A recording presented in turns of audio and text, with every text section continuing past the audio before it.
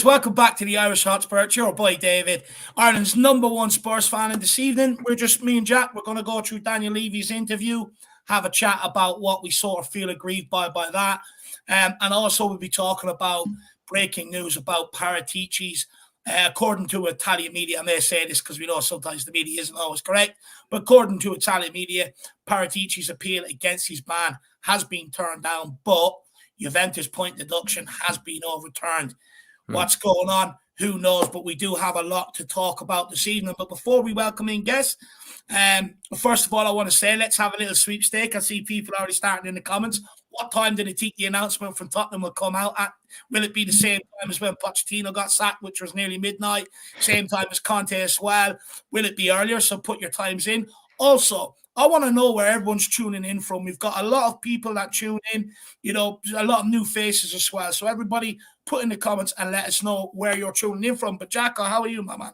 Yeah, Dave, I think that's a good poll, or, a good sort of kind of a, maybe cheerful or comedic sort of kind of a thing to put out there for Spurs fans, right? Is how long can Spurs fans, or how long can the Spurs club and hierarchy keep their heads in the sand?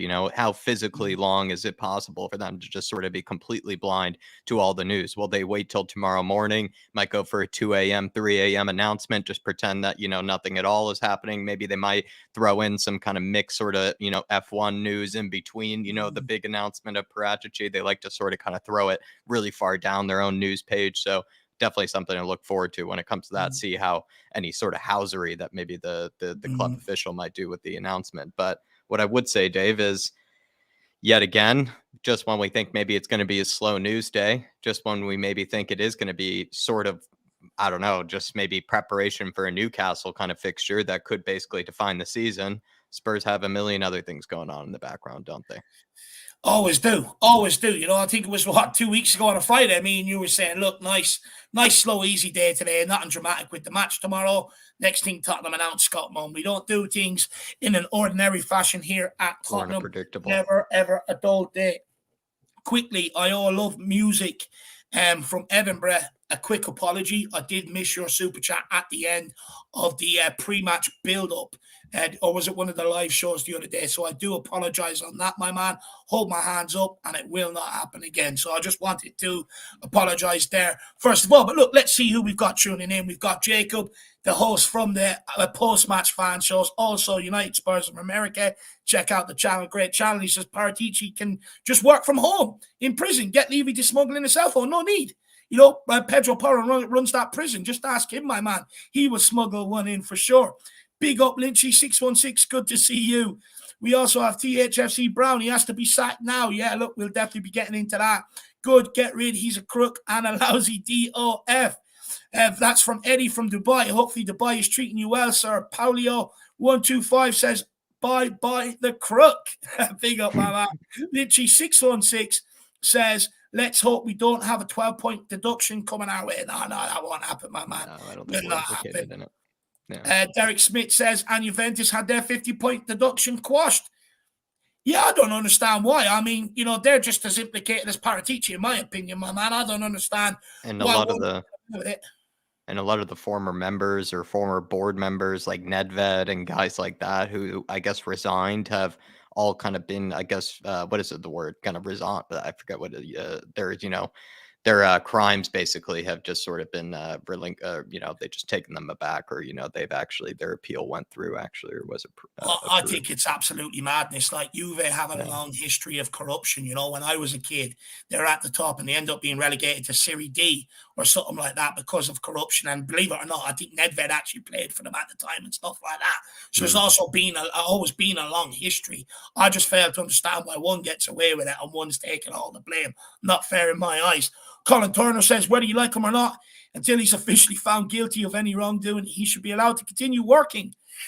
Yeah, but the fact that the appeal is rejected, Colin, what I would say is, and I agree with you, look, but what I would say is, it's kind of like with the with the ban being rejected, he can't do anything. He can't have a role in hiring the manager, can't have an active role in transfers. So it kind of does render his position probably useless, in my opinion, my man. And they probably will be looking for a new DOF. Joe says sweepstake and what time the club announcement will be.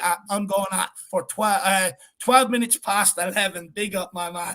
Paul Longsworth, absolutely correct. Big up, my man. Good to see you. Zoe says she's going for 8:30. Let's see who else we've got. Big up, Zoe. David W. says make room for Pochettino. Yeah, also reports of Chelsea reaching out to him over the last couple of days. That'd break my heart, man, to see that. Richard White says, I think our chairman should be called Denial Levy. After the interview today, my man. Big Boss Man, big up. He says, woo, big up, Big Boss Man. Good to see you in the building, my man. Lewis, good to see you. He says, big up, boys. It's Lewis. I know exactly who you are, brother. Big up, man. Apologies about not taking your call on Instagram the other day. I was just preoccupied with other stuff, my man. But big yourself up. Scooter Reacts says, morning, chaps. Come on, you Spurs. Big up, Scooter Reacts. Good to see you. Good to see you also, Derek. Jacob is tuning in from America. Wobbles is tuning in from Toronto. Paul is tuning in from Singapore. Jeez, we got people that are living lavish across the world. That's what I'll say. Mark Ivy says, Juventus paying a few bribes again. Seems like it. Adrian Shocker says, good evening from Edmonton, North London. Big up, AJ, my man. Good to see you. Legend. Tuning in from Edinburgh. We've got Marcelo tuning in from Madrid. Love that. Zoe's tuning in from Birmingham. Derek Smith's tuning in from the living room. Love that. Ian McMahon says he's from Toronto as well. So let me know. Do you know Wobbles? Let me know, my man. Who else have we got in here? King Hoddle, good to see you. Good evening, sir. Good evening. We've got Chris Spurs. He says, could this be an opportunity to get Poch back? Can't believe he would go to Chelsea. Look, unless there's a deal already in place for the end of the season, I'd struggle to see, Poch coming back, because I think, look, you got to look at it. He's been hanging around, for quite some time. The opportunity would have been there to put him in place over the international break and ever since. But reports are suggesting we haven't even made contact. So let's see how that plays out. But I would suggest he'd probably been in the door already if we were going on that Poch route. And Jace Petrol tuning in from Cyprus. He says, Andy from Cyprus. Big up, Andy. Good to see you. Who else have we got here? We've got Castle Hunt. He says, that was obvious. Foggy Foam says, good evening, guys. Hope all is well. Joseph says, boy, the crook needs to be sacked. Big up, my man. Big up, Joseph. Good to see you. We've got Jay says, Virginia Beach. Virginia, greetings, gents. Come on, you Spurs. Pick up, Jace. Oh, live in lavish. You're all making me jealous where you live. I say Newbridge County, Kildare. It doesn't sound very exotic, does it? Palace Haunter says, come on, Unai Emery. Big up the Villa. Who else have we got? We've got Robert McDonald. He says, hey, lads, how's it going? Certainly never a dull day at this club. Never is, brother. Never is. Gary Wesby says we got beat by a manager in prison. So I suppose he can carry on. That's true. The Dynamo Zagreb manager was in prison at the time, so he was. So big yourself up. Colin Turner, I don't even know what you're apologizing for, to be honest with you, my man. Don't know what you're apologizing for, but big up, brother. Clement says, sack Paratici already. DB says, just joined. Is that confirmed? What I will say is, like, Fabrizio Romano and people like that haven't confirmed it, but it come from a source in Italy. I know some people say take it with a pinch of salt. What I will say is the hearing was yesterday. Could it be true? Let's wait and see, DB. Let's wait and see, my man. But good to see you, brother. Wilson T says, evening all. What shambles our club is. Still in a shambles. Still looking for a new manager, my man. It looks like we're set to rival the 72 days. I wonder, do they have a bet in the boardroom to see if they can get away with going 73 days this time? Let's wait and see. Lewis Sherman says, hello from Minneapolis, Minnesota. Big up, Louis. Good to see you. We'll take a few more and then we'll crack on. Richard Copeman says, Paratici gone. So big opportunity for clear out and restructure now. The Australian needs to crack on and get off his sunbed ASAP. Look, Richard, what I would suggest is when I look at the wording with him being hired and stuff, I don't think he's going to be in charge of, what Paratici would have been in charge with, which is like player recruitment and stuff like that. I think he was more brought in for the overall aspect to, not only the youth academy, but Tottenham's first team and the women's team, because he has extensive history in the women's game over in Australia and stuff like that. So I don't think his main focus will actually be on the likes of recruitment. So look, it'll be interesting to see how that structure works, my man. Jason Bell says, big up, lads. No surprise on Paratici's appeal being rejected. Look, what I will say, Joe Jason, is I'm surprised that Juventus get their 15-point deduction overturned. Dave, big up, my man. He says, big up, lads, from not too far from the Calf. Big up, Venezuela. Big up, Dave. Good to see you, my man. Who else have we got? Mark Ivy says, Romano has confirmed, so it's probably just being confirmed there. Darius says, big up, Beretta squad. Don't know what that means, to be honest. Stan Davenport says Sky Sports News reporting Pochettino having talks with Chelsea. Not good whatsoever. That would be heartbreaking. And Mick Hermlock says good evening, Jack and Dave. And then we have two more. And then we'll crack on. We also have, where is it? Mark. He says, hi from London, the shit one in England. Not the nice one in Canada. Big up, Mark. I quite like London, I do quite like London. And Tottenham LSG says, why hasn't Paratici been sacked already? Levy is buffing his head. And then we also have Melton 69. Big up, lads. Steyer's still here, so nothing will change. Definitely agree with that, my man. Definitely agree with that. First of all, also, before we kick off, I want to say a big congratulations to the under-17s yesterday. Yes. That Premier League Cup, by the way. Also the under-18s are in that as well. I believe it's the 4th of May. Might actually do a watch-along for that one. I couldn't yesterday because I was down at the hospital with my sister and stuff like that, but I might do a watch along for the under-18 ones. But big congratulations. A few standout players in there as well, especially the likes of Mikey Moore. Who signed his new contract and then also was on the bench there at after signing a new contract, at Dorrington as well. So, big up to some of them guys as well. Iro scored as well. So big up to them guys, and hopefully long may that continue at Tottenham in the future. Hopefully they can bring that winning mentality all the way through with them, eventually bring it to the first team. But look, Jacko, I suppose we'll crack straight into it, will we? No, I guess we will, Dave, but I will second that. I thought Mikey Moore was looking absolutely saucy, some real close control, and a lot of good players. Even, was it Jamie Donnelly wearing the number 10, Dave? Looking a bit like Harry Kane, but left-footed as well. But yeah, and also took advantage of, I guess, what looked to be some pretty riled up, or maybe too kind of heavy and hot and heavy kind of Forest kind of kids. They seem maybe too amped up for it, maybe a bit too nervous, kind of in bad nervous energy, those Forest players, because they picked up 2 nasty red cards, really. The second, or the first one was just kind of a kid just being too eager. Second one was a kid making a really, really bad challenge. He practically assaulted one of our boys, Dave. He elbowed him while on the ground. He did a real harsh elbow to the kid's face. So I guess we took advantage of that and won it in their own ground as well. Very impressive Brazilians. You wish you could see it from our first team.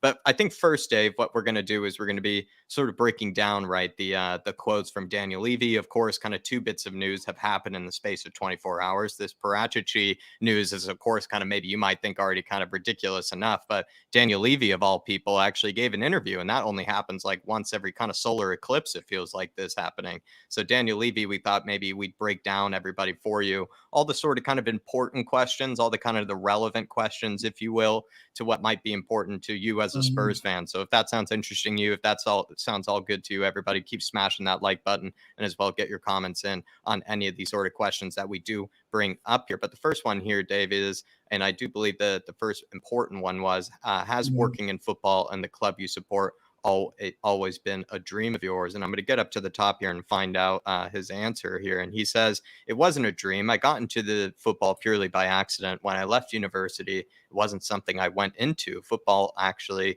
when I went into just went into investment banking. It was through that I got into football. So Dave, I mean, he's pointing out the fact that not exactly his original path he anticipated. Yeah, look, I don't think it was, but when you look at a lot of investment bankers over the last while, especially maybe over the last decade, a lot of them are actually getting into sports, looking to buy sports clubs. And the reason why they're called investment bankers is because they see a potential growth in an industry and they invest into that. So it may not have been what he actually wanted to do, but he's ended up here. And somewhere along the line, I don't think he's sort of He does. I don't think he has the right skills, to transfer over to a successful football team, in my opinion. But you got to understand, a lot of investment bankers have moved into football. It was actually like a bank that wanted to bankroll the Super League and stuff like that.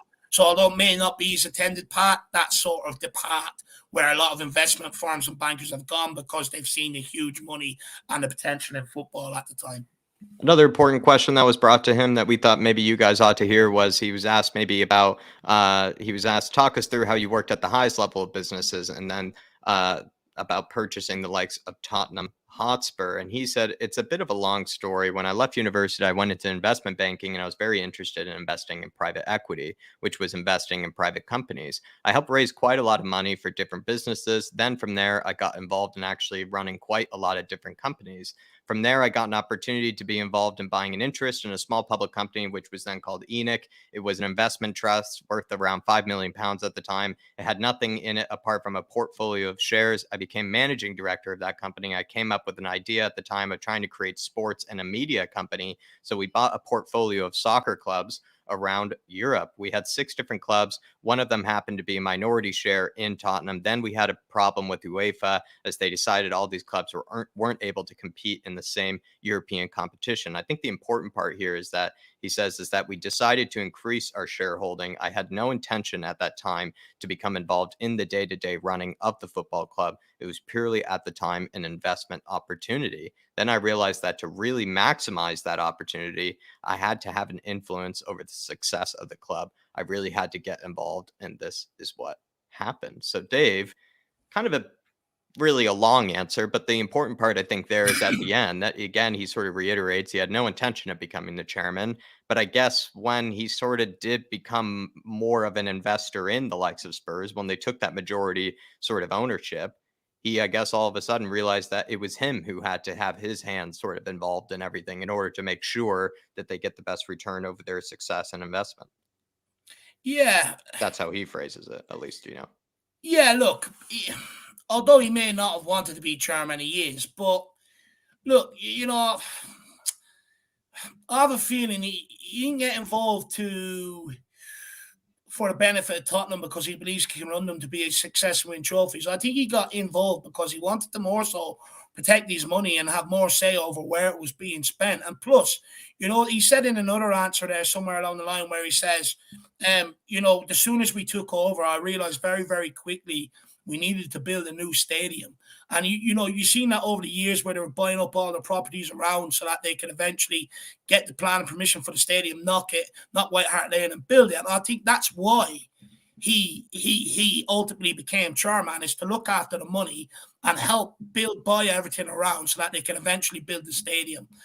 Unfortunately, not to be a successful football club, in my opinion. Anyway, Jack.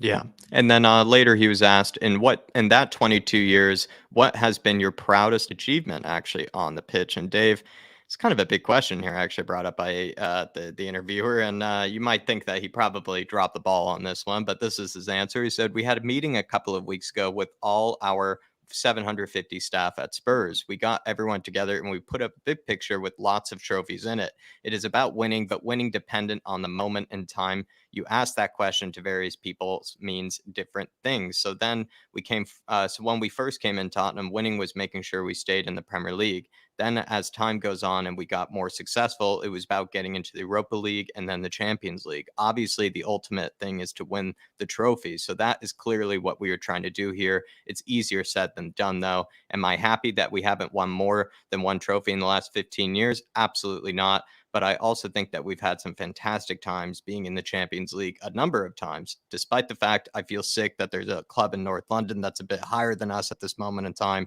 If I look back in the last 5 years, we've also been higher than them during those 5 years. So that's what's happened.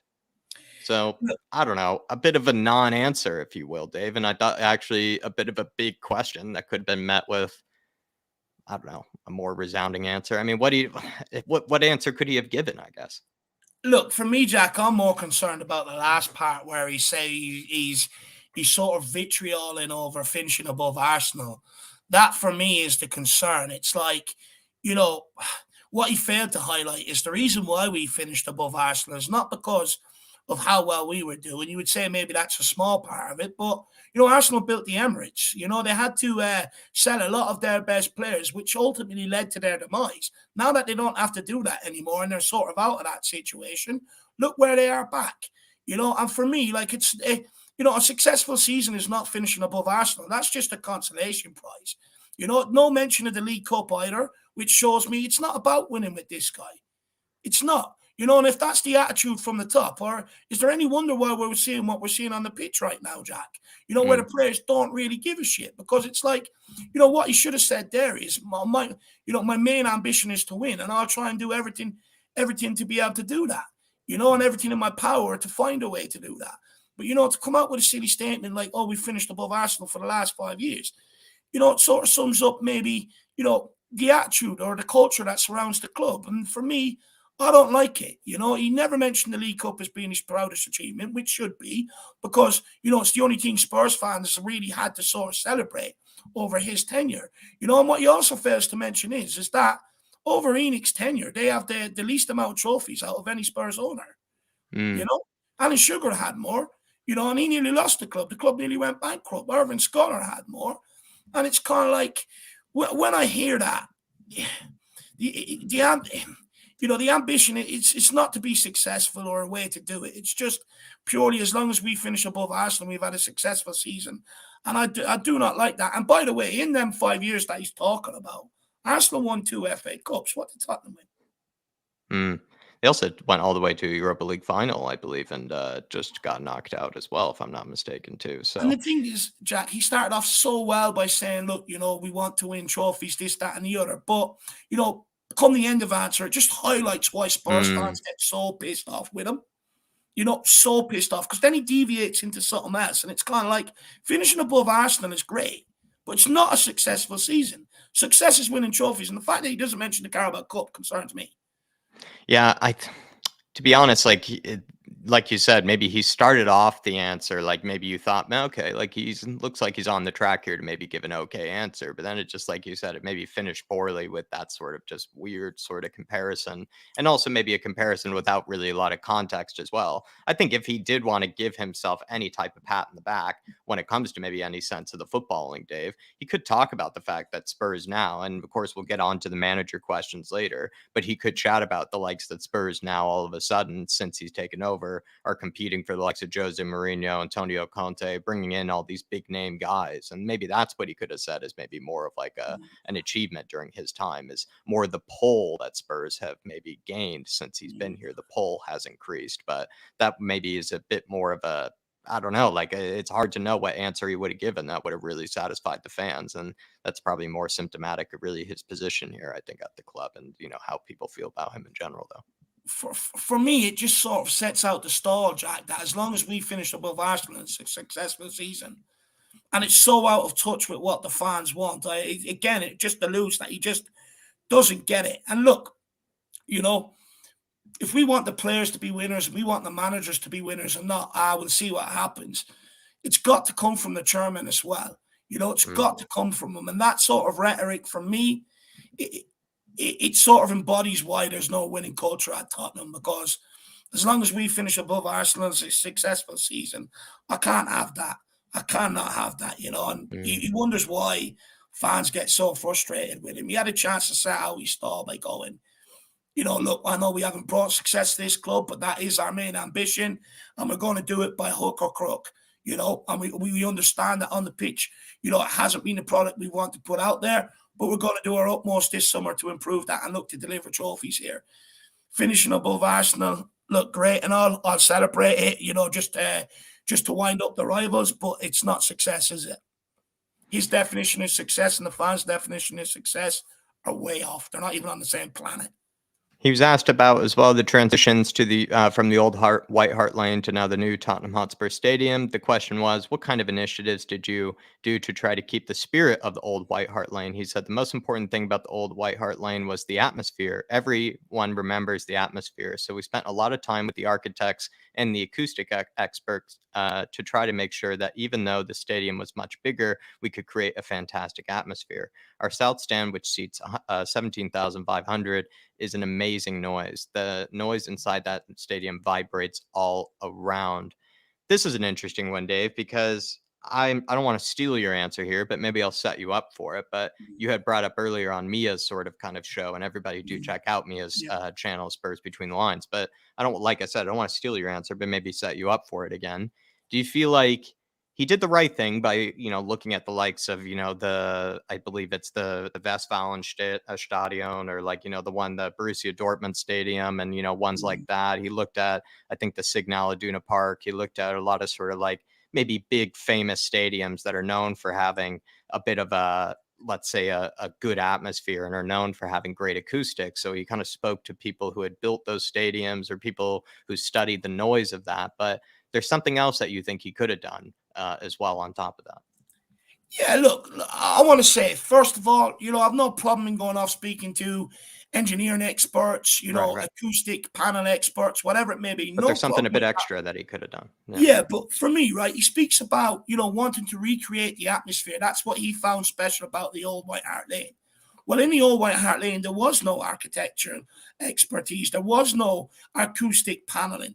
It was solely the fans that created that atmosphere.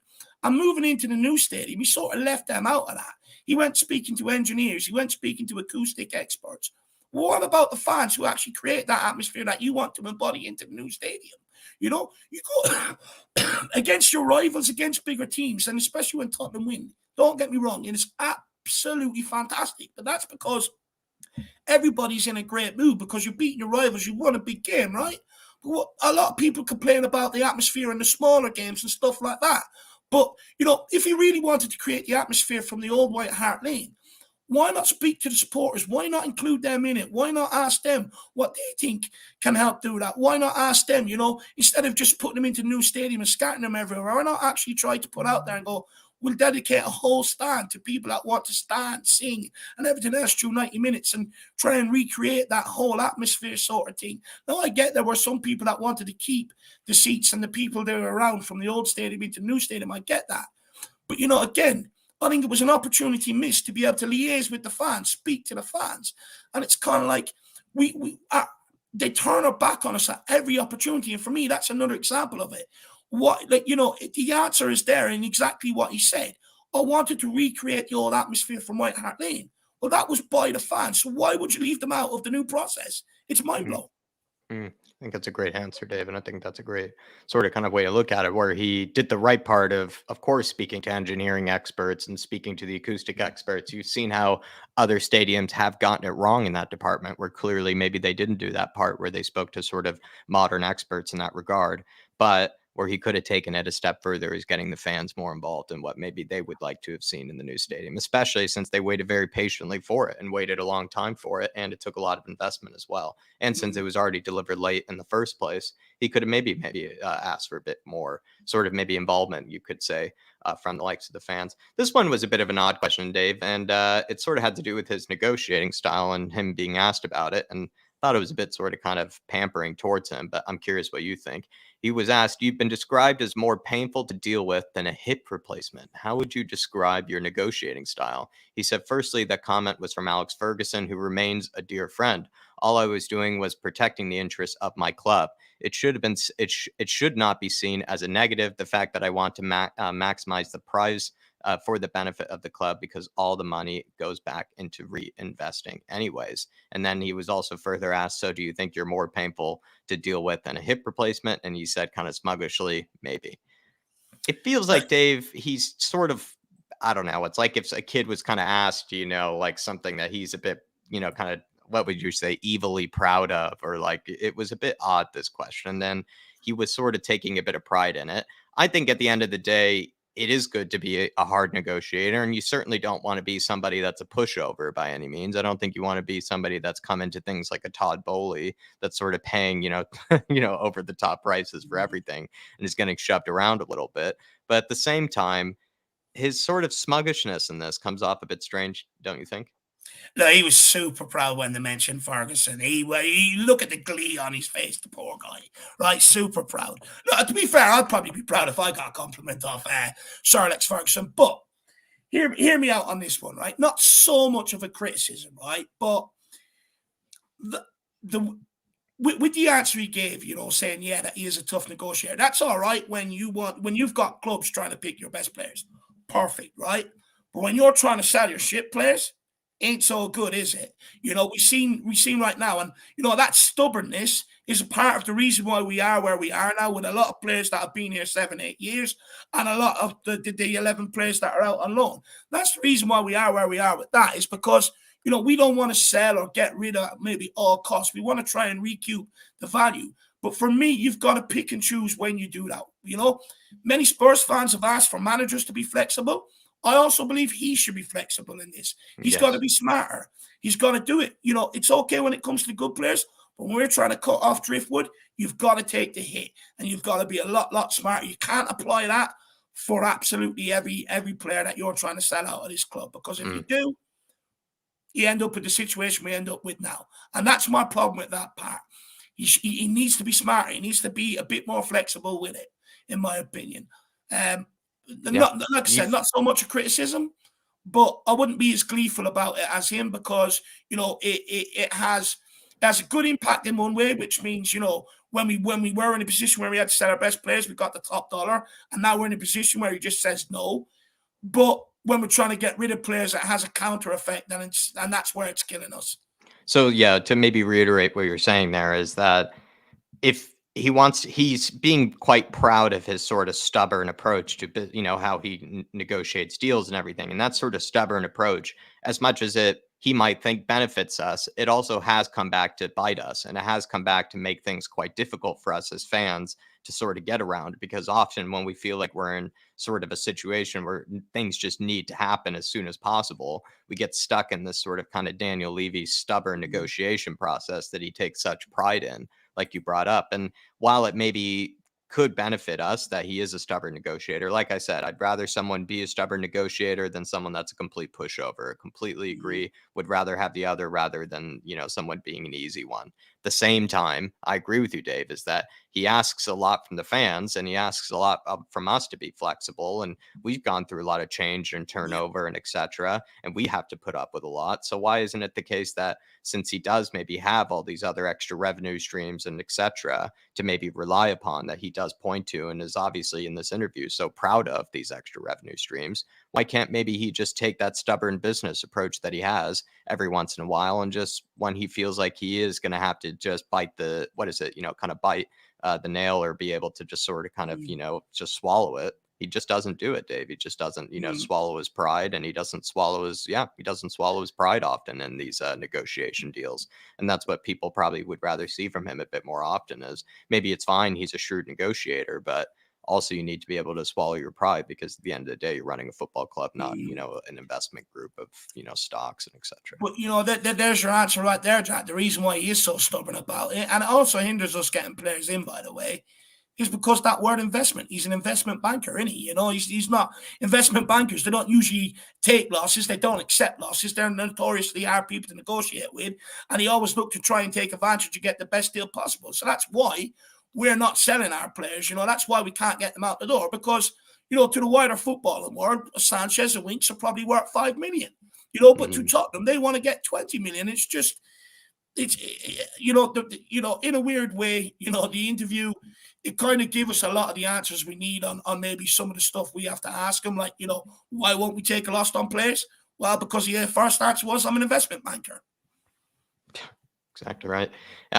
Well, we're going to keep going, though. We're going to keep pushing through these questions here. Again, these are all the relevant questions that you need to know, all the little bits and pieces that we thought were maybe important to you guys, so you don't really have to do it yourself if you don't really feel like it. So here it is. Also, he was asked about Harry Kane here. Let me just roll down. to that Harry Kane moment. He said, do you think that Harry Kane can win a trophy at Spurs, or does he need to move on somewhere else? Big question there. And he was, and his response was, he can absolutely win a trophy at Spurs, but being a legend is also important. The fact that he's the top scorer for Spurs, he is making history. I hope one day there's a statue of Harry Kane outside our stadium. Dave, good to see a statue being mentioned, because there are very few, if not any, outside of the stadium. But maybe that's the key word there, a statue, and maybe the fact that there aren't exactly representations of the past, who maybe even a certain Jimmy Greaves, who record was broken by Harry Kane, could be a statue that could be outside the stadium. Maybe a man who even managed the likes of Jimmy Greaves could be a statue outside the stadium. What are your thoughts? Yeah, look, I have a number of things on this one, Jack. First of all, I thought they didn't want to do statues. They wanted to honor our heroes in a more modern way. So it kind of goes against what we've been told before. Um, you know, and if he does want to do statues, which I don't think he does, because, someone that's coming here for go-karting, someone that's coming for rugby, NFL, concerts, they couldn't give a shit about the statues. And it's, of Tottenham. And unfortunately, they've said in their wording on stuff before, they want to create a multi-sports venue. So, why would they have a statue of Tottenham stuff outside? Second of all, if he wanted to recreate the atmosphere from White Hart Lane, you bring some of that history across. You put a statue of Bill Nick out there. You put a statue of Jimmy Greaves, Glenn Hoddle, Perryman. You could even say Ledley King if you wanted to. You want to recreate that atmosphere, you also bring that. Part of the reason why the White Hart Lane was so atmospheric is because they've seen the team win trophies there. Lift the UEFA Cup there. They've seen the team be successful. So you also want to bring that atmosphere. You bring that history with it. Failed to do it. Second of all, or third of all, on Harry Kane, he can still win a trophy here. I'll be honest, I think he could have. He's had the opportunities beforehand, so it's hard to say he hasn't.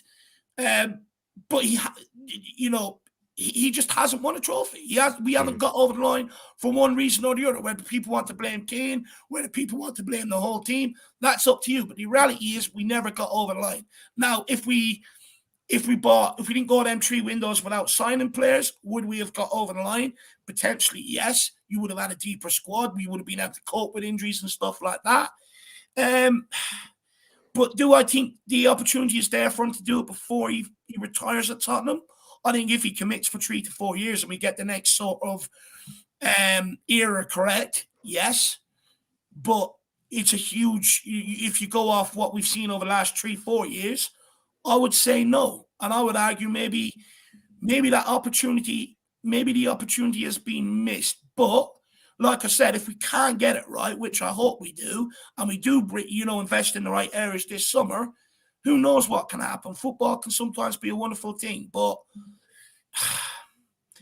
I think Daniel Levy went out on a limb there. I think he tried to endear himself into the fan base with his praise for Harry Kane. I think maybe he misjudged it.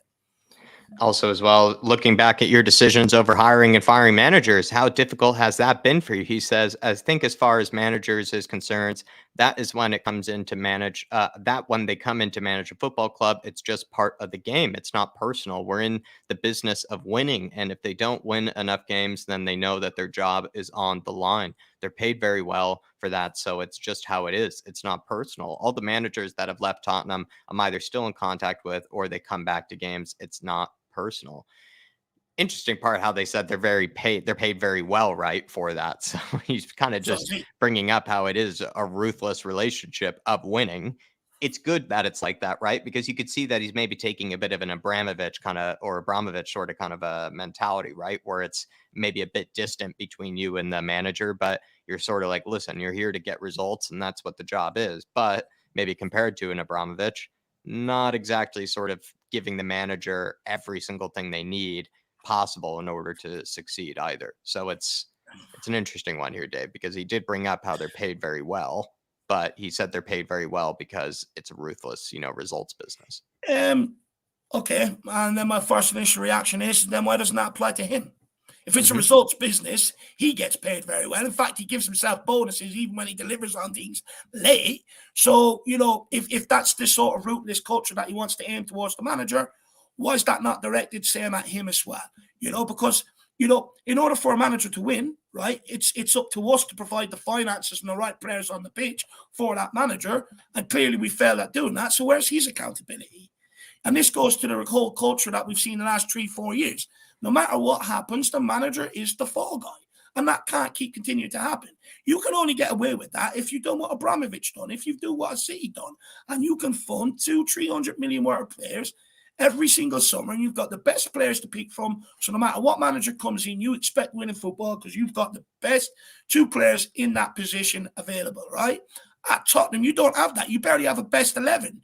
You barely have an 11 to put together. So it's always going to be a project. It's always going to take time. So Daniel Levy needs to understand that you can't have your business model operating on, being self-sustainable, which then has its, ramifications in terms of not going out and spending as much money as you need to fix problem areas, and then treat a manager like you are doing that. It's wrong. And we can sit here and say, yeah, it shows a winning culture, but I revert back to where he said finishing above Arsenal is his biggest achievement. That doesn't strike to me as a winning culture. So if you're going to have that sort of rhetoric towards the managers, second of all, then the fans should have that towards you. And last of all, provide the players to have that sort of rhetoric. You provide the players, no problem. But if you don't, then I'm sorry, you can't do that. That's wrong. Completely wrong. Loves music here with a super chat. Big yourself up, loves music. And I must say, Edinburgh is absolutely gorgeous, my friend. I was able to go up there with the missus, and it was probably my second favorite of all the cities I'd been to in the UK. And he says, Poch goes to Chelsea. We always get their cast-offs. But yeah, it's often the other way around where we get the Chelsea cast-offs. But now, all of a sudden, Todd Bowley's after one of our own, Dave. I don't really see Pochettino ever going to Chelsea. I think he's brought this up before in the past that he's not exactly a guy that is going to go to sort of the rival clubs. He was, I think, more asked on the case of Arsenal, but I think Chelsea is pretty similar sort of answer probably for him. But Dave, I mean, Mauricio Pochettino, somebody, I guess that's also a former manager of Daniel Levy. Daniel Levy claims to have a close relationship with all of his former managers. Do you see Pochettino going back to Chelsea, betraying, his friend Daniel Levy? Tried to make a shit house joke there. I know Pochettino said he'd never manage Arsenal or Barcelona because he's affiliation with Espanyol, right? I sort of hope that sort of comes true with Chelsea as well, because the reality is, if Pochettino goes in there, you just know he's winning something. You just know he is. You look at a lot of the young players that they signed, Madueke, people like that. What did Pochettino do well at Southampton? What did he do well at Tottenham? A lot of young players come true. They've done exactly what he asked of them. Well, I think he would actually do a good job at Chelsea. It would break my heart seeing him at Chelsea, especially knowing we had the chance to grab him first, because with his heart being in Tottenham and Tottenham loving him, if Tottenham come calling, he's the one manager that I think would always pick Tottenham over any other club. Where that probably goes the other way around when it comes to other managers. They'll always pick Chelsea. So it absolutely break my heart, especially when you hear fans singing his name, every opportunity they get. Many people say to me, Dave, he's the only one that I believe can fix this mess. So if he ends up at Chelsea, why? Why has he ended up at Chelsea? Because that should never happen. Never. Yeah. The minute you get wind of that, you should be calling him in and saying, look, there's the contract, sign it. Big up. Loves music, though, my friend. Hopefully, maybe something in Edinburgh is taking your mind off of all these torrid news when it comes to the likes of Tottenham Hotspur. Pick yourself up, my friend. I just want to take this comment very, very, very quickly. Fans, we can celebrate what we want, buddy, but the ownership, that should not be their main aim, finishing above Arsenal. Me as a fan, I have no say or no say in the outcome of the season. So I'll take every little bit of pettiness I can get. Yeah, the coping mechanism more. Yeah. Believe me, there's a lot of fans out there that ridicule me for it and everything else. And I can totally accept that, where they're saying, yeah, come on, mate, you can't do that. That's embarrassing. Look at the season they've had. But I've told many people this many times. I'm a pathetic football fan. I would take any little bit of joy I can get, especially over the last 3 or 4 years because of the shit we've had to see. Me saying it and a chairman saying it, I would say 2 complete different things, my man. I think it is an important distinction. He was also asked about Jam Najafi and the QSI investment rumors as well. Let me find his answer there. Talking of the long term, there were reports last month of an imminent £3 billion bid from the club, from the billionaire Jam Najafi, and meetings with Qatar Sports Investment Group. Is there any truth in these reports? And if a bid did come in, would you be tempted to sell the club? He answered this. He said, I answered this question the way I've answered this for the past 22 years. Enoch owns approximately 87% of the club. We have 30,000 shareholders, and most of them are fans who own the shares. We have a duty to consider any proposal anyone wants to make. All I would say is we are not in negotiations with anybody, nor have we been in recent months. All that stuff, all the stuff that has been in the newspapers is completely untrue. So I don't know what you take from it, Dave, other than he's basically saying they do listen to the offers, but he's also kind of denying any rumors flat out either. But he didn't exactly even mention the people that were sort of mentioned in that sort of rumor. So I don't know what to make of that. Just in case if people were interested in sort of any questions related to the investment and the supposed sort of kind of big takeovers that have been linked with us this year, that was his response, I guess. Look, what I would say is, look, the papers do have sort of a history of printing lies sometimes and stuff like that, right? You can't deny that. That's always been there. That's always sort of been about. But at the same time, if you don't get any communication from the club on anything, well, then fans are only left to deal with what's out there in the media. And unless he wants to come out and correct that, which he clearly doesn't, you know, what does he want fans to say? But also, I would say it benefits him also. Keep this in mind. It benefits him also to deny anything that's been in the papers. Also benefits him to say that it's made up and stuff like that. For me, I'll be honest, I don't trust any millionaire or billionaire. I don't trust any of them. They all tell lies. So for me, it's hard to work out whether he's telling lies, whether the paper's telling lies. I will also say that the papers also have their way of finding out information as well. So for me, look, it benefits both, really, doesn't it? It benefits the papers because they can sell and more people read, which keeps them in business. But also it benefits Levy to deny everything that's gone on as well because, he hasn't sold. Maybe he doesn't want to sell. He doesn't want to come out and say that. So for me, I think there's benefits for both to lie, if you want me. I don't know where I am on that. I'm confused. Another question was brought up here, and this is when it was opened up to the floor, actually. So this is sort of the Cambridge students, I imagine, or the Cambridge public. And one of the questions was, how do you think the average Spurs fan perceives you? And he said, I'm not sure what an average Spurs fan is, but I would hope that they would perceive that I am always acting in the best interest of the club. I've given a large proportion of my life, working life, to the club, and I think that the club today, hopefully they will perceive it to be in a better place than when I first got involved with it. I think that's always a good way to look at yourself, Dave, in any capacity. Did you leave the place if you were to leave tomorrow, are you leaving the place in a better situation than you found it? I just found the part where the guy did say, what does the average Spurs fan perceive you as? Just thought really his weird way of saying, I'm not really sure what an average Spurs fan is. I just thought that was either conceited or like something that was just a bit, I don't know, like it just came off as either like maybe just misspoken, or maybe I'm reading too much into these words, but felt like he was pretending to not have any idea what sort of the typical Spurs fan might look like in the modern era or be. I think he actually could have looked at that as maybe being an opportunity to sort of either kind of, glorify a bit of himself, but also kind of, pamper to the Spurs fans a little bit and sort of kind of, glossy them up and, help them, sort of realize, where the club is today. He could have said how Spurs at one stage were at this stage in the Premier League, they were in mid-table. Now they're at a stage where, they're a much more competitive force in the Premier League. In North London as well, they're more competitive, but also around the world, they're liked by countless people across multiple nations, multiple languages, etc. I thought like he could have given a bit more of a, how would you put it, a bit more of a presidential or kind of like charismatic type of answer to that than he did. But that's just me personally. And that's just coming across. If I were his own PR team, I would have thought that he could answer that, a bit better. Look, first of all, on the average Spurs fan, if he's talking about just Spurs fans in general, I wouldn't expect him to know who the average Spurs fan is. He doesn't sit with them. He doesn't engage with them. The only people he probably does engage with are the people that have to pay 30,000 up front to sit up and get a meal and meet the players and speak to them before the games and everything else. So for me, of course, you wouldn't know what the average Spurs fan is. And if he meant it as in, Oh, come on, Spurs fans on average, they're extraordinary people, they're special people. Well, he failed to clarify that as well, right? So it's kind of left open to interpretation.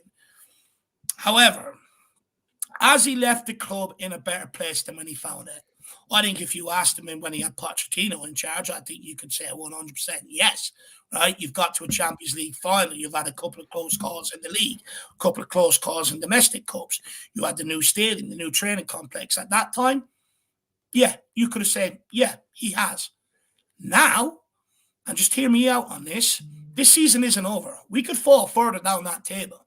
And if we do, and we end up losing Harry Kane, next season could be even worse. And if we end up going back down to a mid-table team in the league, I'd argue, have they? Because I would say no, because I would say we're going back to exactly the sort of club on the pitch where we were when they first brought us. I would say off the pitch, if you look at it in terms of stadium, in terms of the money that's coming in, the money generated, in terms of the training complex, you could say yes. In terms of reputation across the world, yes. On the pitch, I would say no, especially right now with what I'm seeing. I would say no. I would say that we're going back to a club very, very rapidly, mid-table team, which is where they picked us up from first. So, well, like I said earlier on, They've had less trophies under their 20 over their 20 plus years than any other chairman before that. So have they? I'm not so sure, because believe it or not, Tottenham were once known as a cup team. When I was growing up, we were known as a cup team. We don't do well in cups anymore. We don't get over the line in cups anymore. One trophy compared to, what's that guy that does The Apprentice? I forget his name now. It was. Oh, I can't remember. I said it earlier on, but I can't remember. But, Scholar, the guy that does The Apprentice, can't remember his name now, but they all have more trophies than this guy. So, Sugar? For me, on the pitch, I would argue no. Off the pitch, I would say yes. You mean Sugar, Dave, I believe? Sugar, that's the one. No. I don't know why that evaded me. I mentioned it like 20 minutes ago. He was also, we have to get through so many of these questions here, everybody. But another one he was asked as well was actually from, I believe, probably could have been a Spurs fan here. And it was about the season ticket prices. And the question was, Spurs have some of the most expensive season ticket prices in the world. For young people, do you think those prices alienate people? And how is it justified? He said ticket pricing is a very complicated subject. Firstly, there's a conflict between ticket pricing, having the best stadium in the world, and also wanting to win on the pitch and pay higher transfer fees and higher salaries to get the best talent. In an ideal world, you like to have very low ticket pricing and to have the best players in the world and the best facilities. Somehow we have to find the right balance, though. The way we try to do it, firstly, we have concession pricing for a number of areas within the stadium for young adults and kids in the older generation. Also, when it comes to cup games, we try to price those very competitively. So this year, there have been lots of games at £20 or £25 in concession pricing on top. What do you make of his answer, Dave, there? I actually found this to be a brilliant question. The answer is a complicated answer, and I don't think if he really is going to dive into metrics and everything about how he is going to try to make 300% profit here, less profit here, that sort of thing. Like, that's what it all really comes down to, is what sort of areas they want to make profit on and how they sort of justify where they want to make profit on things. But what did you make of the question? I thought the question was great.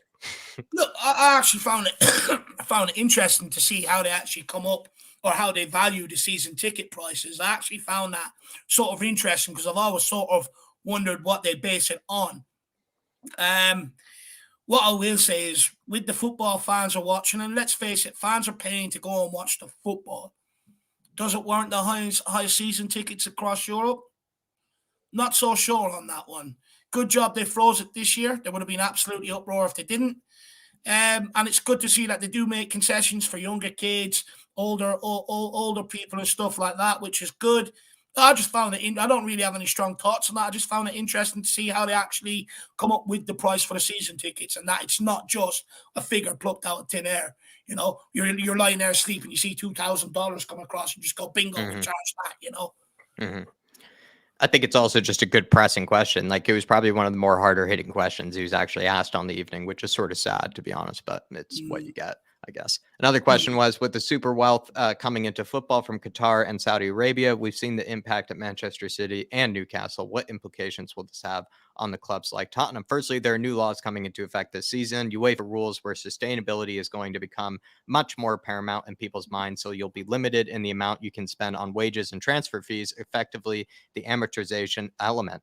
That's a percentage of your total turnover. So it's starting at 90%, and over 3 years, it's going down to 70%. The effect of that is effectively some sort of wage control. So I think that although clubs have been spending very heavily, if you talk about someone like Chelsea, now the new rules come into effect this summer, I think you'll find that regardless of who is the owner, it's going to have a huge and quite a big impact on the financing of football. So basically was nerding out on sort of the metrics and the numbers there, Dave, but sort of patting himself on the back for why maybe he doesn't spend big and maybe why other clubs are and how maybe they might not be able to later, I guess.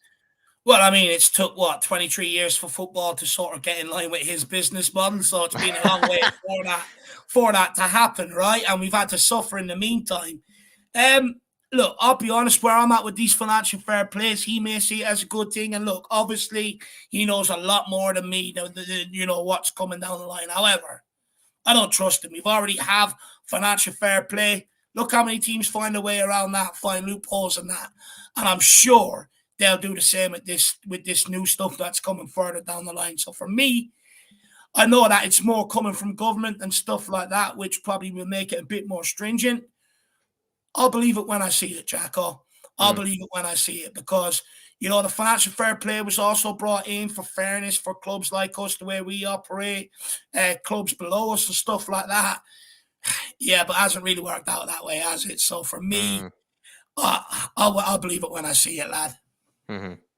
Big up Tom Marcano with a super chat. Big up my friend. He said, what's he doing to take us to the next level? Most important question. Believe me, Tom, I think what I would say is on the whole sort of venue, everything about the audience, even sort of the guy that's giving the original questions, it's all been made to be very comfortable for Daniel Levy. And I think that's something we sadly aren't going to be given anytime soon, where he is going to be able to stand in front of maybe a crowd of Spurs fans and be given kind of maybe more hard-hitting questions. It's what you would like to see, Tom, of course, but he's not really the guy that he even admitted himself is willing to give interviews very often. And then when he is going to be given interviews, you rest assured he's going to make sure that there are a lot of steps taken ahead of time so that he's not given any curveballs or any sort of thing that he might not expect. And it leaves you frustrated because it just means that forever, at least for the time being, signs are that we'll be kind of continued to be left in the dark on a lot of questions. Or even if we don't feel it, well, we are going to be left on the dark. What I'm trying to say is that when we do want to try to get him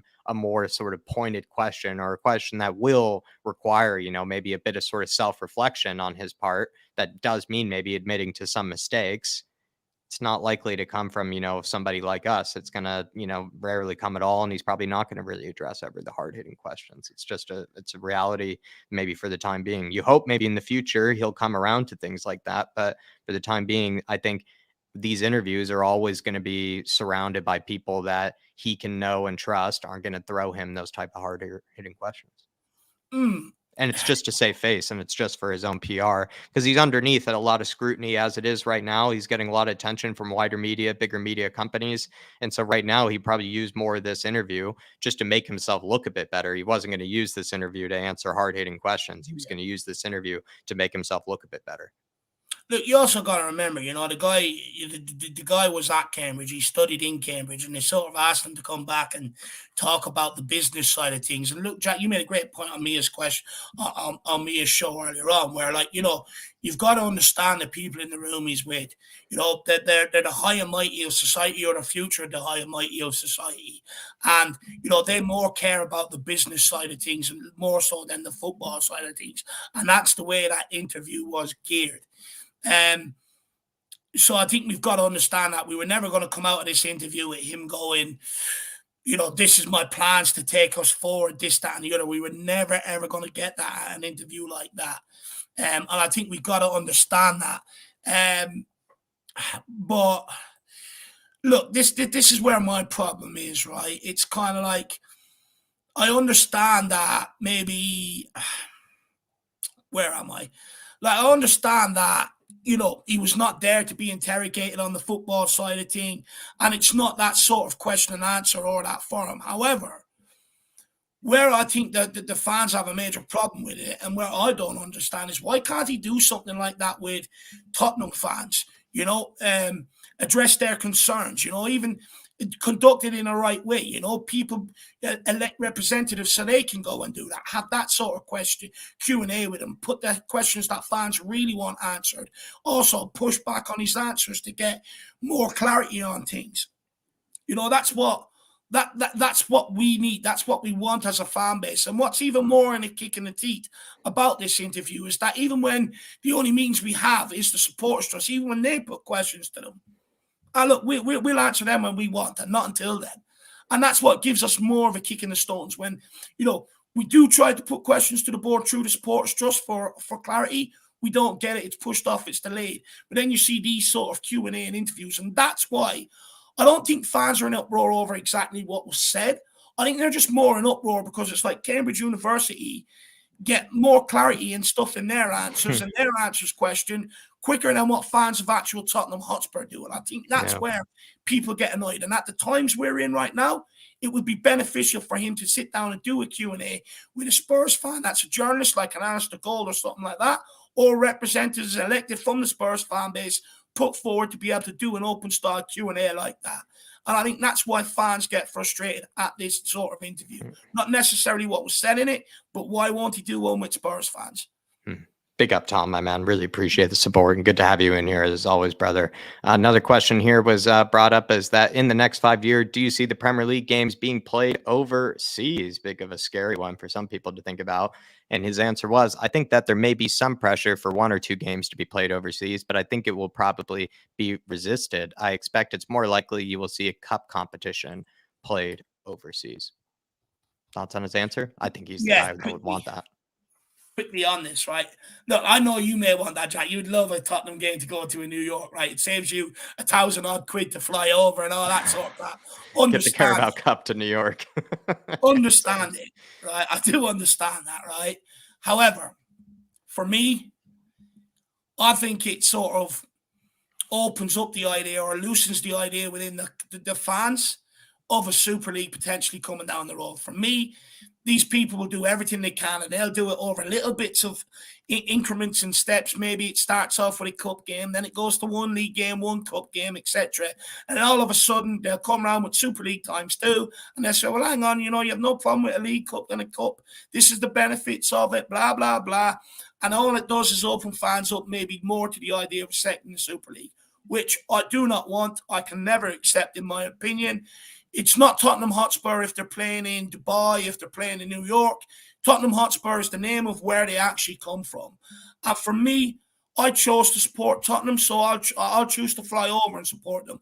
I will never expect them to come to me. And I never, ever want a Super League. And when you look at the likes of the people that are bankrolling the Super League, I think it was Goldman's and Sachs, if I'm correct, and stuff like that, I just know the way they operate. And for me, I will not give an inch, because I know once I give an inch, they're going to take a mile. But however, I understand why people might want Tottenham to come to them, because some people just don't have that money to fly over. So I can understand it both ways, Jack. I know you might not like my answer, Jack, right? I know you might not like it, but I'm just set in my ways, man. When are we headed over to the Carabao Cup against Wolves? Savas, get your tickets. Savas, get your tickets, man. Looking forward to it at the Barclays. But here we are. Next question. And everybody, again, this is really the sole purpose of this is really just so maybe if you don't want to read the article, if you don't even want to watch the interview yourself, and you also maybe want a reaction from people that are Spurs fans like yourself, and you're also able to get your own reactions in the comments. This is really what the whole purpose is, everybody. It's just to kind of do the Q&A from Daniel Levy and just sort of give our responses to it, and as well as kind of get yours in there. But here's another important relevant question. We're also filtering through a lot of kind of BS questions that are really not relevant, like as well. So hopefully you kind of understand the purpose of this as well. Though, Dave, he was asked about maybe managers and, kind of the longevity of managers. The question was, you've said before that every chairman would want a manager there for 10 years. Do you still think that's true? I think that every manager dreams that. I think it's very, very difficult in the competitive nature of football today that you have a continuity of a manager over a long period of time. If you look on the continent, it's so difficult to how it is in England. In England, we all dream of having managers for 5, 6, 7, 8 years. In Europe and other countries, though, coaches are appointed for 2 years. They are far less important. The media attention is not on the coach. It's much more about the club. It's a culture cultural thing we have in England. The manager is almost bigger than the club when he really isn't. Bit of a problem with this. It kind of suits them to answer it that way because we've had such a high turnover of managers. Well, in fact, most fans want to get back to where we were under Pochettino. Well, Pochettino was here for 5+ years. So, we have the evidence ourselves of having a longevity in a manager, right? You can build things, especially, like I said earlier on, with the business model that we operate on. You look around the Premier League, you look at the teams that maybe you would say have had success. You start with Man United. Long time under Alex Ferguson. Once they started chopping and changing managers, they've had nowhere near that level of success. City brought in Guardiola and stuck with him for a period of time. Look at the success that's brought. Liverpool done the same with Jurgen Klopp. They've won every club competition there is to win in European football. So for me, he's thinking more along the lines of the Chelsea route, in my opinion. 2 years gone, but you're not going to provide the money to do that. So, for me, it makes sense for him to diminish the role because it suits his narrative, or suits what's gone on at Tottenham over the last few years, right? What he could have came out and said is, the reason why the managers are put under so much scrutiny in the UK, and it's not because, they're almost bigger than the club. Conte alluded to it this season, right? Chairman's come down, director of football's come down. They answer the media. You don't get that in England, and that's the difference. It's not that the manager has more power. They're letting the manager take all the blame and all the questions in front of the media and never have to answer anything themselves. On that one, for me, I'll flip that answer completely 180. Completely 180. There is a benefit in having a manager here for the longevity for 3 to 4 to 5 years. And the only reason why they have the power and they're portrayed as being more important than the club is because they're the only ones that are put out there to answer questions. You go out there as a director of football, as a chairman, and answer questions, I think you'll see that portrayed a little bit differently, like they do in Italy, like Conte alluded to. He was also asked about Jose and Conte, former managers of his. With recent appointments like Jose and Conte, they are proven winners. But most fans of clubs, they've been at. Oh, geez, so many typos from Ali Gold. But most fans of clubs they've been at will say that they have a shelf life of good seasons before they run out of steam. So is that what you were hoping for in making those appointments? So those are early seasons of winning and then move on. I think whenever you appoint a coach, you're employing someone because you think they're going to make you win. You don't appoint them with the intention that it's only going to be for 1 or 2 years. You hope it will be long term. All I would make the observation is that in Europe, coaches are only appointed for 1 or 2 years, whereas in this country, we're obsessed with when someone is appointed, they only have a 2-year contract. How do you expect them to succeed if he's only got 2 years? Dave? Jacko. He's fixed on this whole 2 years narrative. It's what he absolutely wants. Look, I go back to my previous answer, Jack. It suits that narrative because we haven't even had a manager that's lasted 2 years over the last 4 years. And look, that's maybe what clubs do in Europe. But when you look at Tottenham, the success we had under Pochettino, or relative success we had under Pochettino, was because of longevity. Klopp at Liverpool because of longevity. Guardiola at City, obviously because of finances and longevity. So for me, I think it's a bit different. I think, he's got to look at the English game and look at the way it's traditionally been. Managers that are there for a long period of time and allowed to build stuff and have, I say on people who were brought in here, players that are brought in and players that are gone, traditionally bring success. Yes, you have the odd rarity in there of Chelsea winning the league, and Leicester winning the league, sort of doing the same sort of thing with Ranieri and stuff. But traditionally, it's always been the one way. You have longevity as a manager. You traditionally win things. That's the way England has been. Don't complain about it. You're the one that chose to buy a club in England. Yeah. The Glazers were brought up as well as sort of a comparison. The Glazers have been criticized for lack of connection with the fans. What is your stance on owners needing to be fans and engaged in a club that they are owning?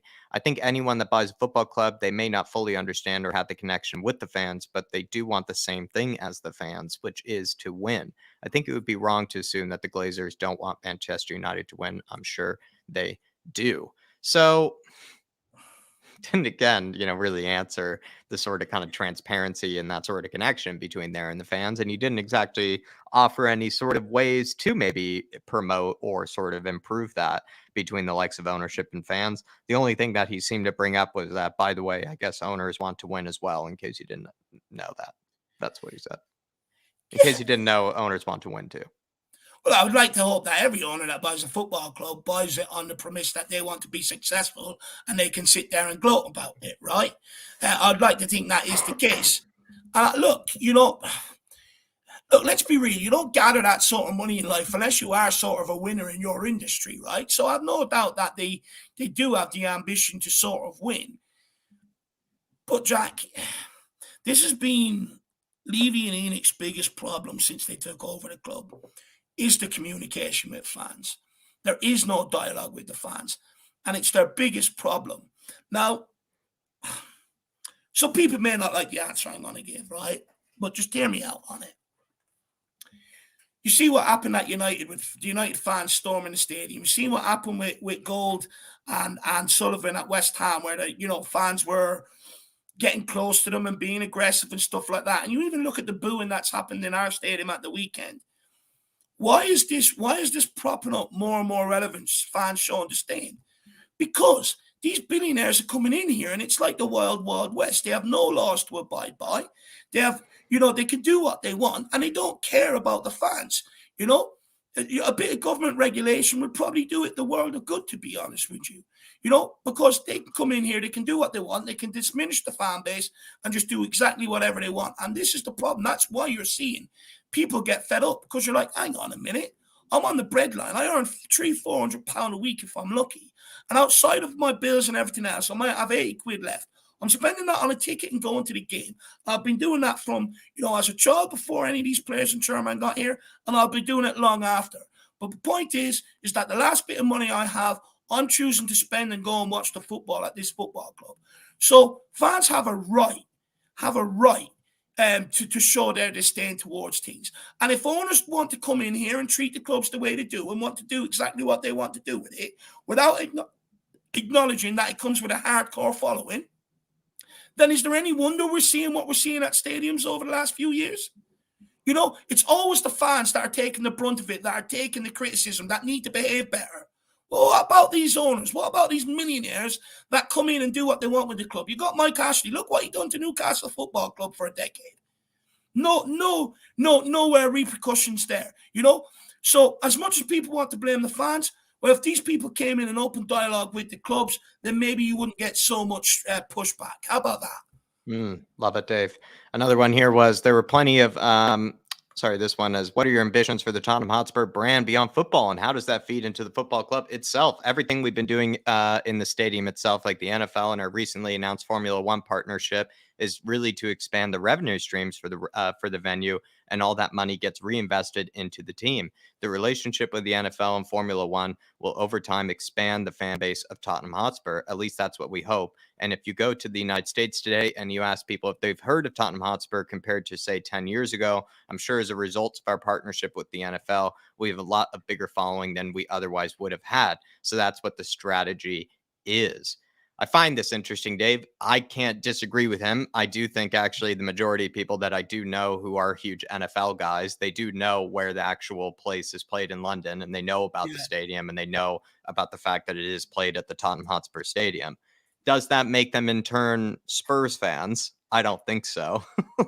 I think that just makes them slightly more aware of Spurs than maybe they previously were. Is that something to be completely investing all your time and attention to?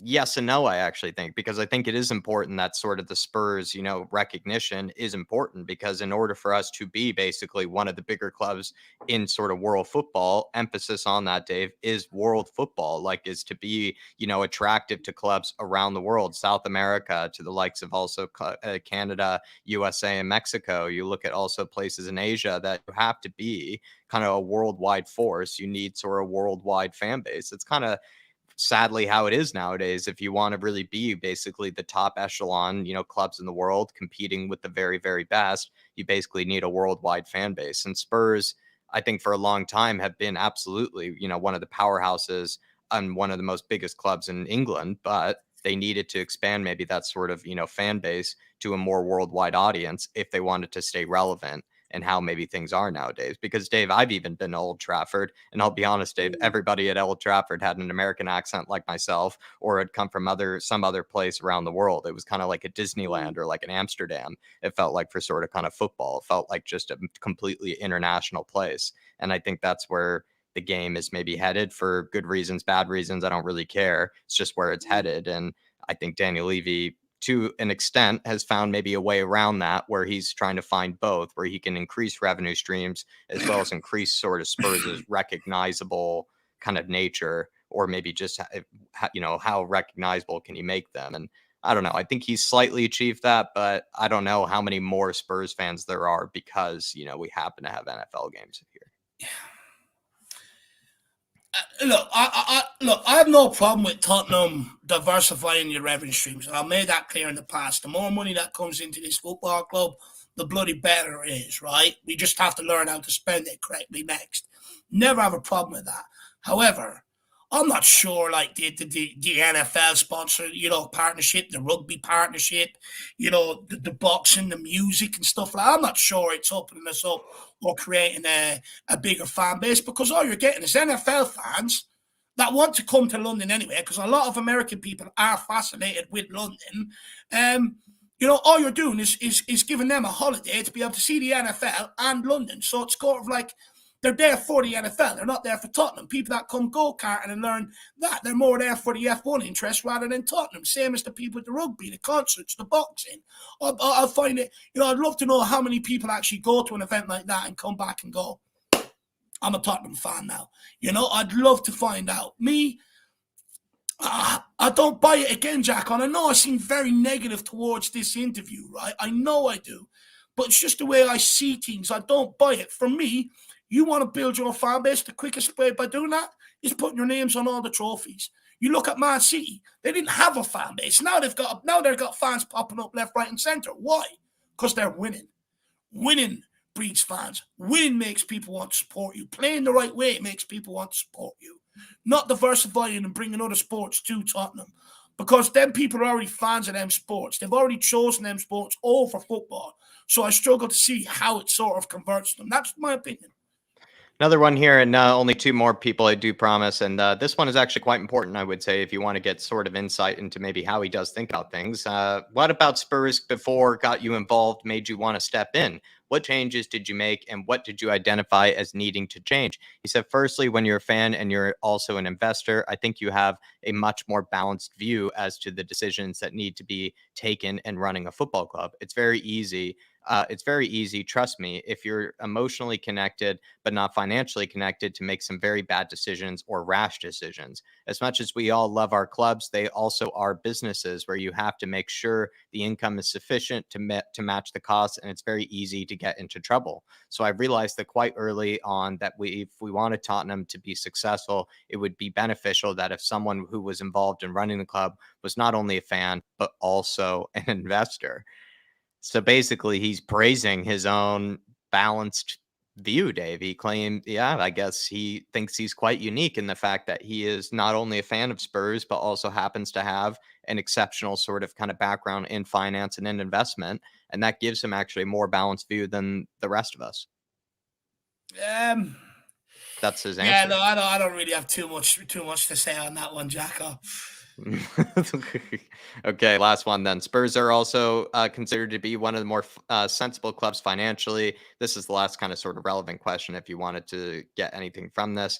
And he said, my starting point is I don't agree with it, because if you look, or he said, Spurs are considered to be one of the most sensible clubs financially. And how does it transfer, and how does its transfer business? Whatever, so many typos have. However, for many fans, they see it as coming at the expense of success on the pitch. Do you agree with this? Basically saying like Spurs' sensible way of looking at things is coming to our own expense. He said, my starting point is I don't agree with it, because if you look at the amount of money Tottenham have spent on new players over the last 5 or 10 years, and you compare it with certain other clubs in the Premier League, not only have we exceeded those clubs, but actually some of those clubs may have been more successful than us on the pitch. There is not necessarily a direct link between the amount of money you spend and getting success on the pitch. Invariably, it is what you spend it on. And I won't name, but we could all name and hear a number of players Tottenham has bought that had not been successful, and we've lost a lot of money on. Maybe a big Ndombele he could probably throw in there. Look, I agree with that. It is how you spend your money, right? You know, we've seen that. We say it ourselves. We say the same thing. We've been a massive victim of that. You know, it is how you spend that money. And you know, look, fair play to me. You know, he's alluded to that we have had to take some heavy hits when we have gone big. The belly, you know, you want to go back to Sanchez, big investments haven't worked out at his football club, same as maybe at Lo Celso as well. So for me, look, I do agree with him on that it is how you spend it. Look, I will add, those who tend to spend a bit more and buy that bit extra quality tend to be the ones that sort of win as well. So I think it's both, really, Jack. I think you spend more, you ultimately get better quality. But look, I believe we can win with the business with the way we operate. You look at the likes of Leicester, how are they able to do it? You know, they bought right. They got the right manager and things came together. We buy right, I think you'd see a much better standard or a much better product on the pitch. So, look, you know, hopefully he, you know, by him alluding to the big hits we've had to take, maybe he's well aware of the problems in that department. I think he's well aware of the fact that it is more about the scouting network and it is more about having the right people in charge that can bring in the right sort of players. I think he's gotten that spot on. But where it needs to improve is that department. Like, he is still responsible for that utmost. So, you know, it's something that still falls within his. Spurs between the lines, big yourself up. Mia, we've had a very similar conversation on this over on Mia's channel, everybody. So do check it out. And she says, in the fans we trust, never a dull moment over at Spurs. Mia, genuinely, like I was speaking to earlier, and I had not expected it to get even crazier in this. The Paratici thing on top of it as well. It's just, I don't know. It's been, if any time the Amazon documentary could have been made, they probably should have made it this season. Mia, they really should have made it this season. They do say it comes out in trees, so I'm wondering what's next for us. You know, we've had the Paratici thing, we've had the Levy interview.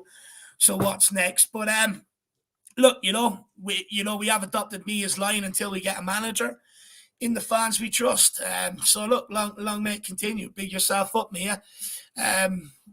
Actually, not long may it continue, because I do want to have a manager to say I can believe and trust in. So hopefully that's the case. And then big up to the owl lad.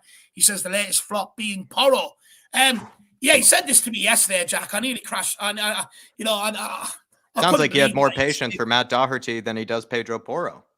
Do you know what? Good point. I never brought that up at the time.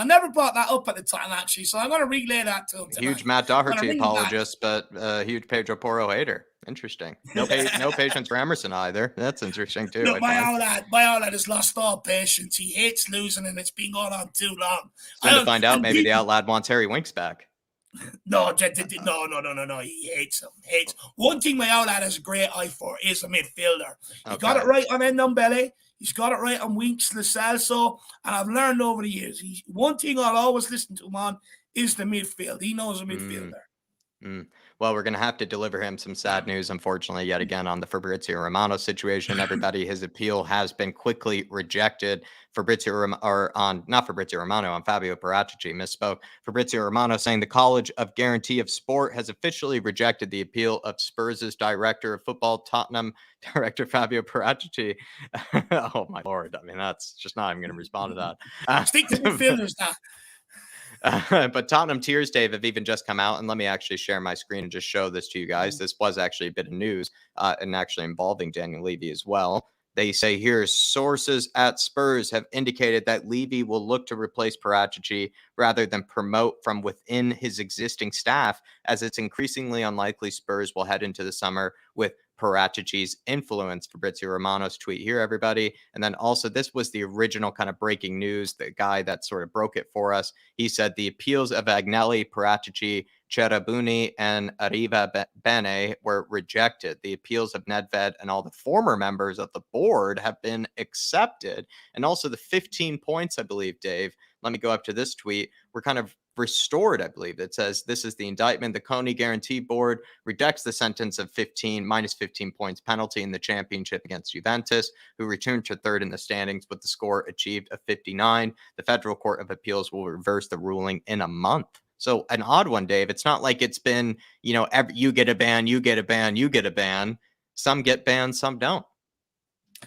find it unfair myself, to be honest. I think, everybody's implicated, even the players, even Ronaldo, Chiellini, right? They knew exactly what was going on and still took the paycheck. So for me, I don't think it's very fair. However, all I care about is what's going on at Tottenham.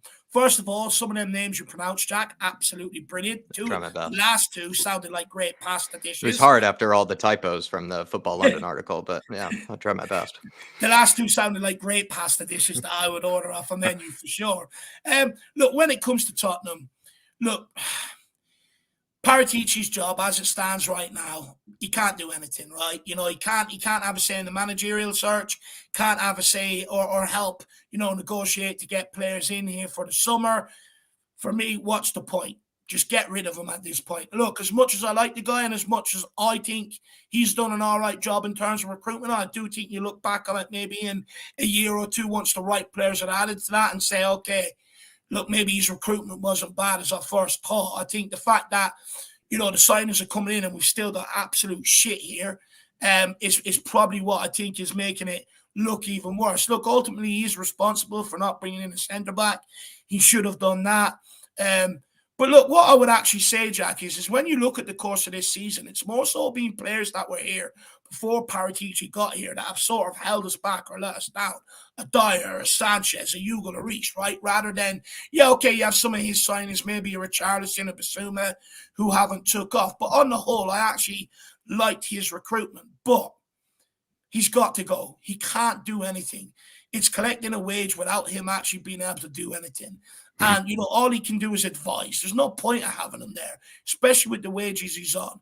Now, if it is true that we're looking to a point within, Greta Steinson will be that guy. I think he'd sort of done that role at Everton before he sort of moved across to Tottenham. So if they are pointing within, it would be Greta Steinson, in my opinion. I think if anything, though, too, also, Paratici's legacy has already been addressed, by us on this channel at some length. And so if you do want to check that out, feel free to do so. And so maybe that's for another time, maybe discussing it if we haven't already to some length. But what I would say is somebody like a Luis Enrique, some of the maybe appointees that Paratici has brought up, how seriously will those be taken now? I'm curious about that. I'm also curious about whether Daniel Levy is going to sort of stick his head in the sand for the time being. Is he going to just make a swift decision right away with Paratici, maybe just being permanently, kind of sacked and everything? Because, right, he's taken a temporary leave of absence. He's not technically fully sort of, his contract hasn't been completely terminated by the club yet. So I'll be curious to see if Levy leaves it till the end of the weekend or something like that. So when it comes to Fabio Paratici, Dave, at the end of the day, I think he has set us back at the end here. I think he's actually done a decent job. He's put us in a better place than how he originally found it, especially the mess that he picked up from the likes of Steve Hitchen, which is another rabbit hole that we can't get into. But I would say where he has set us back heavily, though, is that we are finding ourselves, right, where we're in need of a new manager. We're also in need of kind of, signing, a Harry Kane contract, kind of guaranteeing the future of some of our better players, bringing in, new players to help bolster the squad for next season. All these things are kind of the responsibility of the director of football. The director of football isn't able to do his job right now, which is kind of setting us back and is putting us in a bit of a limbo. So while I respect a lot of the things that Paratici has done for us since coming here, where he has really hurt us is obviously at the end of the day, this sort of decision being made, because we're finding ourselves where Daniel Levy is going to be having to make a lot of the decisions about where we can go from here. And do we really trust him? Not exactly. And he's going to need to get a new director of football who's going to need to make his own assessment of the club. And I think this actually will set us back ultimately, maybe more than we think, because he's done a good job since being here, but his actions in Juventus will set us back. They will hurt us because they're putting us in this sort of limbo or this sort of purgatory where there's not actually a lot of action that can be made. And there's also not really anybody on the footballing side of things here yet that is really making any sort of influence or any sort of decisions. There's technically nobody. It's actually only Daniel Levy that's really left. Yeah. Look, and that's sort of what Levy has tried to avoid by bringing in a Paratici, by letting him bring in the likes of Greta Steinson, by bringing in a Scotsman, right, is to sort of push himself further away from the football and activities. And I know people are going to say, look, Dave, he hasn't moved.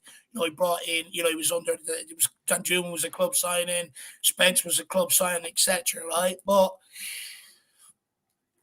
look, for me, it puts everything back in his hands right now, right? Because he's the only one that can act. Scott Munn is not starting his work until June. Nothing he can do. We don't have a director of football, so unless he gives more power to someone like a Greta Steinson and promotes him, it's all left in his hands, which he was trying to get out of in the first place.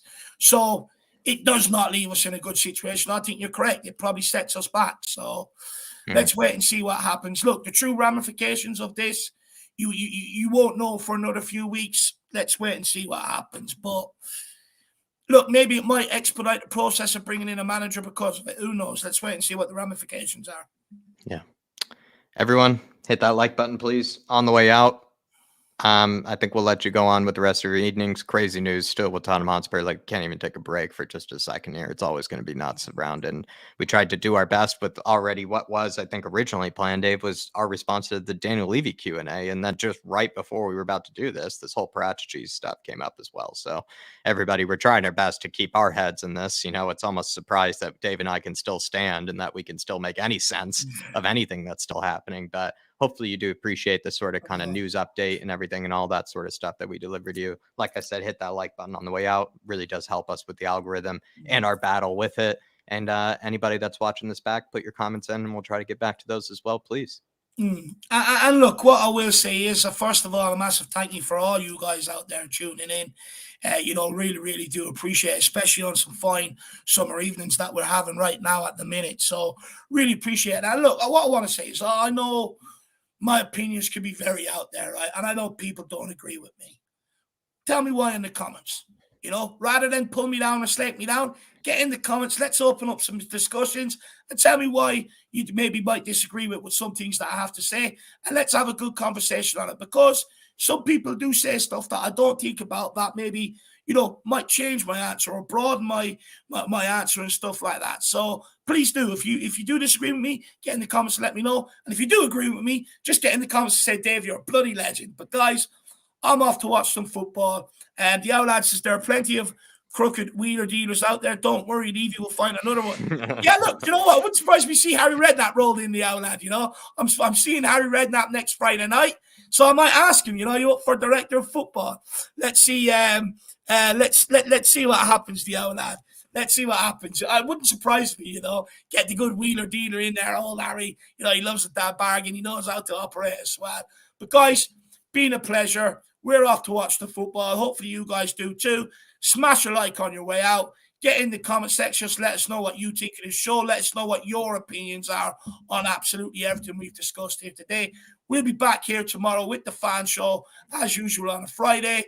And then also, the Spurs are playing Sunday, so we'll be back with the pre-match build-up and the watch-along on Sunday too. Until then, stay safe.